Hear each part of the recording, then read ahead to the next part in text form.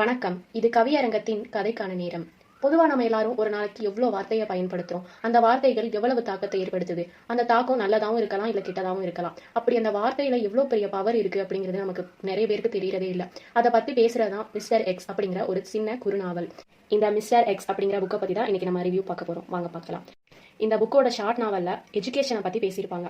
அந்த கதையை பொறுத்தவரை என்னன்னா, ஒரு சின்ன பொண்ணு இருப்பா. அந்த சின்ன பொண்ணு ஒரு பிங்க் பென்சில் வந்து வாங்கியிருப்பா. அந்த பிங்க் பென்சிலுக்கு ஒரு ரூல்ஸ் இருக்கும். ஒரு நாளைக்கு ஒரு மிஸ்டேக் தான் வந்து எரேஸ் பண்ணணும் அப்படின்னு. அதை மீறி அந்த பென்சில இருக்கக்கூடிய அந்த எரேசரை நம்ம 2 தடவை யூஸ் பண்ணணும். அதாவது மிஸ்டேக்கை எரேஸ் பண்ணா ஒரு நாளைக்கு 2 தடவை யூஸ் பண்ணணும், அந்த பென்சில் தொலைஞ்சு போயிடும் அப்படிங்கிறதா அந்த ரூல்ஸா இருக்கும். இது வந்து ஒரு ஸ்பெஷலா வந்து மேட் பண்ணப்பட்ட ஒரு பென்சில். இந்த பென்சிலை வந்து ஒரு வயசான கப்பிள்ஸ் வந்து இந்த பொண்ணுக்கு வந்து செஞ்சு கொடுத்துருப்பாங்க.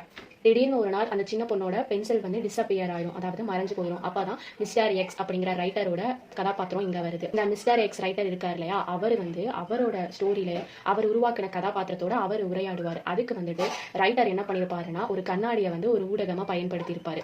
இந்த இதுல முக்கியமா அதுல வந்து என்ன சொல்றாங்க அப்படின்னா, ஒரு ரைட்டர் வந்து உருவாக்குற அந்த வில்லன் கேரக்டர், அதுவும் அதே மாதிரி ஒரு நல்ல குட் கேரக்டர் ரெண்டுமே வந்துட்டு உரையாடினா, ரைட்டரோட உரையாடினா அது எப்படி இருக்கும் அப்படிங்கறத, அந்த இம்பாக்டை வந்து இந்த ஷார்ட் நாவல்ல வந்து பேசியிருப்பாங்க. அதாவது எப்படி வந்து கதை வரும்னா, இந்த ரைட்டர் வந்து அந்த பொண்ணோட பென்சிலை கண்டுபிடிக்கிறதுக்காக இந்த அவர் கிரியேட் பண்ண ஒவ்வொரு கதாபாத்திரத்தோடையும் அந்த பென்சிலுக்கு என்ன ஆச்சு அப்படிங்கிறத உரையாடி வந்து கடைசியில் என்ன ஆச்சு அப்படிங்கிறத கண்டுபிடிச்சி வர மாதிரியும் கடைசியில் வந்து ஒரு சூப்பரான ஒரு மெசேஜோடையும் முடியும்.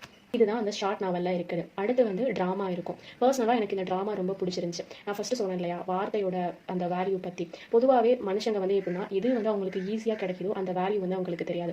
அதே மாதிரி தான் நம்ம வார்த்தையும், அது நம்ம ஈஸியாக நமக்கு கிடைச்சிருது நிறைய வார்த்தைகள். அதனால நம்ம எந்த வார்த்தையை பயன்படுத்தினா யார் எப்படி பாதிக்கப்படுவா அப்படின்னு தெரியாமல் நம்ம பாட்டுக்கு வந்து பேசிடும். அதை பற்றி சொல்கிறதா இந்த ட்ராமா. இந்த ட்ராமாவில் வந்து அதாவது இங்கிலீஷ் லிட்ரேச்சரில் இருக்கக்கூடிய கிரியேட் பண்ண அந்த கேரக்டர்ஸ் எல்லாமே வந்து இங்கே வந்திருப்பாங்க. இதில் மெயின் கேரக்டரா ஷேக்ஸ்பியர் வந்திருப்பாரு. ஷேக்ஸ்பியர் அவர் கிரியேட் பண்ண அந்த கேரக்டர்ஸ் வந்து பேசிக்கிற மாதிரி வந்து வரும். ஷேக்ஸ்பியர் பண்ண அந்த பாவத்தை எல்லாம் கழிக்கணும் அப்படின்னா அவரோட பிளேல அவர் இம்பார்ட்டண்டா வில்லன் கேரக்டருக்கு கிரியேட் பண்ண அந்த கர்ச்சீஃபை வந்து தேடி திரிவாரு. ஆனா கடைசியில வந்து என்ன சொல்லியிருப்பாங்க அப்படின்னா, கர்ச்சீஃப் வந்து நீங்க அதில் இது பண்ண கர்ச்சீஃபை வந்து நீங்கள் வந்து வாஷ் பண்ணிடலாம், அதை நீங்கள் கழுவி உங்கள் பாவத்தை கழிச்சிடலாம். ஆனால் நீங்கள் யூஸ் பண்ணீங்க இல்லையா அந்த வார்த்தையை என்ன பண்ணுவீங்க அப்படின்னு. அது சூப்பராக இருக்குங்க. இதில் மெயினாக என்ன சொல்ல வராங்கன்னா, நம்ம ஒரு வார்த்தையை யூஸ் பண்ணிட்டோம்னா அதை திரும்ப நம்ம எடுக்கவே முடியாது அப்படிங்கிற கண்டென்ட்டை சொல்லியிருப்பாங்க. இதுதான் அந்த ட்ராமாவில் இருக்குது. இந்த புக்கு வந்து 70 பேஜஸ் இருக்கு. Short novel and then drama ரெண்டுமே வந்து கம்பைன் பண்ணியிருக்கு. பப்ளிஷ் பண்ணது யார் அப்படின்னு பார்த்தோம்னா மசிவன் பதிப்பகம். இந்த புக்கோட ஆத்தரை பற்றி பார்க்கணும்னா வி ஸ்டாலின் அவர்கள். இவங்க வந்துட்டு ப்ரொஃபஸர் அண்ட் தென் ரைட்டர். ராம்நாட்டை வந்து சார்ந்தவங்க தான். சேதமால் ஆர்ட்ஸ் அண்ட் சயின்ஸ் காலேஜில் ப்ரொஃபஸராக ஒர்க் பண்ணிக்கிட்டு இருக்காங்க. சிகப்பு கோடுகள், குலவி கொட்டியது, அந்த மாதிரி தமிழ் புக்ஸும் எழுதியிருக்காரு. இந்த புத்தகம் வாசிக்க விரும்புவோர் டிஸ்கிரிப்ஷனில் இருக்க நம்ம சேனலோட லிங்கை கிளிக் பண்ணி என்னை தொடர்பு கொள்ளவும். நிச்சயமாக ஒரு நல்ல புக்கு வாசிச்சு பாருங்கள். மற்றும் ஒரு வாசிப்பில் இணைந்திருப்போம். அதுவரை நன்றி, வணக்கம்.